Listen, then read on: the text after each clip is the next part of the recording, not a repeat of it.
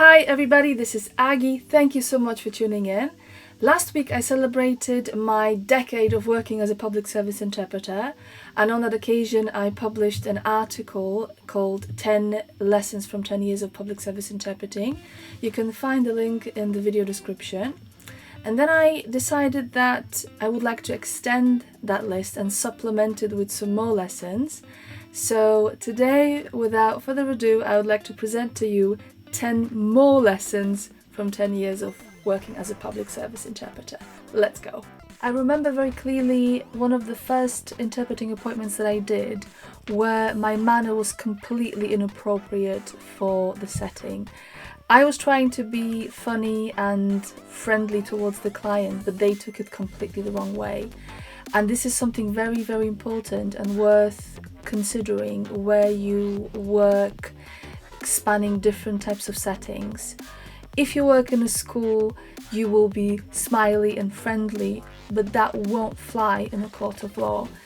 If you are assisting a doctor or a nurse, you might mirror their concern and try to convey some of that bedside manner, but that wouldn't be appropriate at, say, a meeting with social services. So be very, very mindful of your attitude and your body language and your tone of voice when you work in multiple different settings, because it all has to fit the occasion.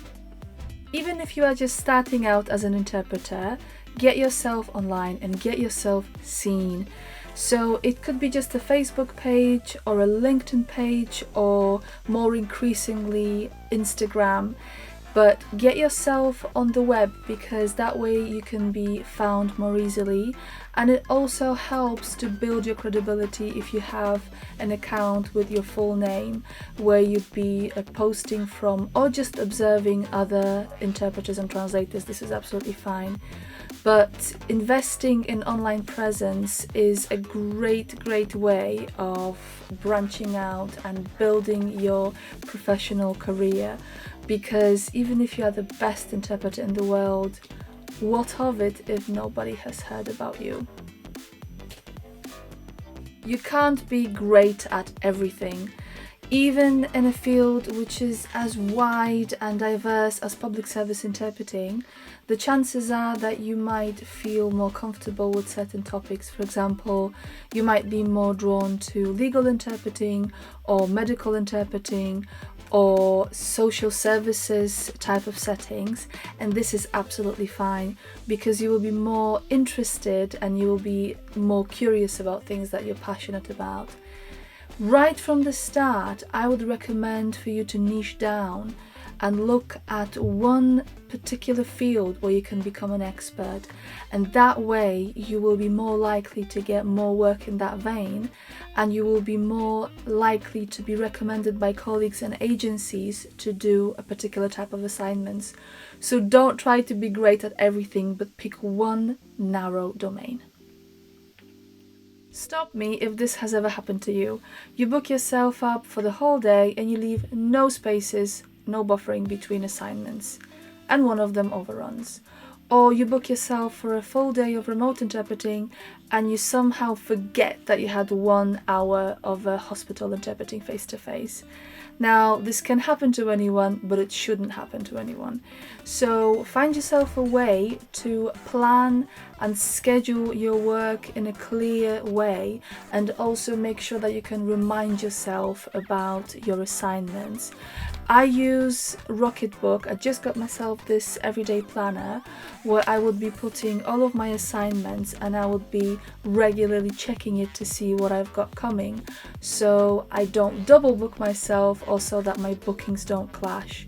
Remember that being on time is really important for interpreters.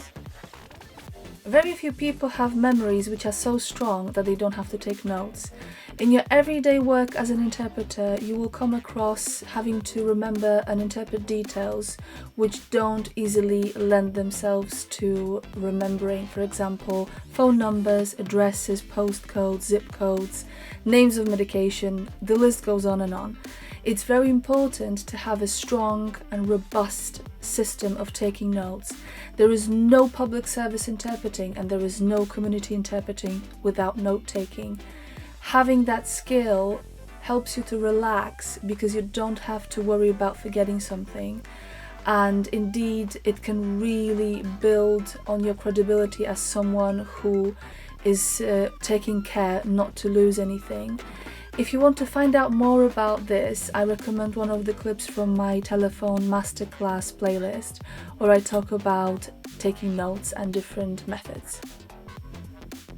Now, this is going to be very controversial, but I am a firm believer in dressing for the occasion and projecting a professional image with what you wear.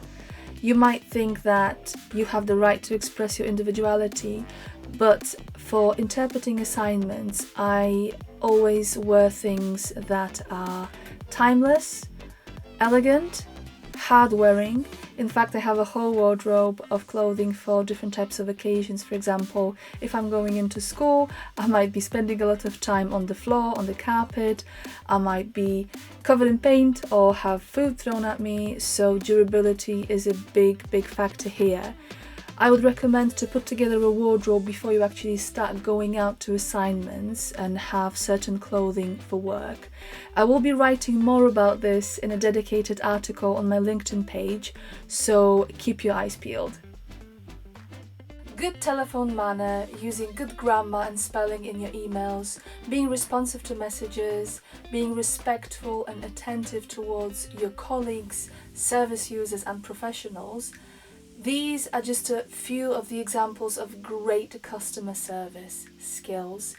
This is how you can really shine and set yourself apart from your competitors, leaving a pleasant impression when you are, for example, going into a court setting and you are being cooperative with the security guards, greeting receptionists, and just generally being pleasant and easy to get along with is how you get recommended, is how you get good reviews, and also this helps to project this image of a consummate professional and someone who cares about what they do and who takes ownership of their work. Back in July this year, I suffered a very complex fracture of my left tibial plateau. I spent a month in a hospital and then I spent a month recovering at home, unable to walk or to work. But luckily I had something called an income protection scheme. It's basically a type of insurance that you take out and pay into every month, and then if you suffer an accident or if you have a period of prolonged sickness, you can claim and you will be paid a certain amount of money depending on how much you insured yourself for. There are other forms of insurance, and I highly recommend that you create a contingency plan for yourself that would serve you if you are unable to work for whatever reason. And it's extremely important because we never know what's going to happen from one day to the other. So if you want to be sure that you will be able to pay your rent, your mortgage and your car insurance, look into creating something like this for yourself today. Even if you are the best, most accomplished interpreter in the world, chances are you will get at least one complaint during your career. And this is absolutely fine. Complaints are something that we can learn from and something that we can actually build on. So don't get defensive, don't treat it personally, but try to learn from the experience. If you can, ask the customer for feedback, see how you could improve for next time. And remember, it might have not been you. They could have had a bad day.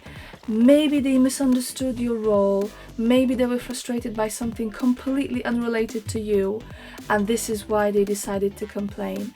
And also remember that we don't get along with everyone, and even if you are the loveliest person in the world, chances are there will be someone you just won't gel with on a personal level, and this is absolutely fine. So interpreting is not just about rendering the speech from one language to the other, it's also about your acting skills.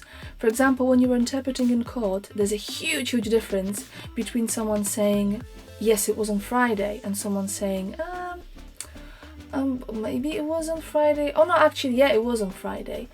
And how they are saying it, whether they are hesitant, confident, when they are answering questions, whether they are angry, frustrated, or sorrowful, All this is evidence, and all this has to be appropriately rendered for the benefit of the jury or the judge or whoever will be making a decision.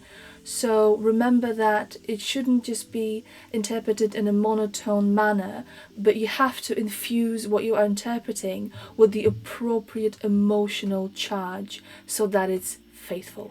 That's it for this week. Thank you so much for watching. I hope you found my video useful. Let me know what you think in the comments, and subscribe to my channel if you want to get weekly videos for interpreters. I publish them every Thursday. If there's something that you want me to cover, or if you have any questions or suggestions, drop me a message or an email. Until next Thursday, thank you again, and bye bye.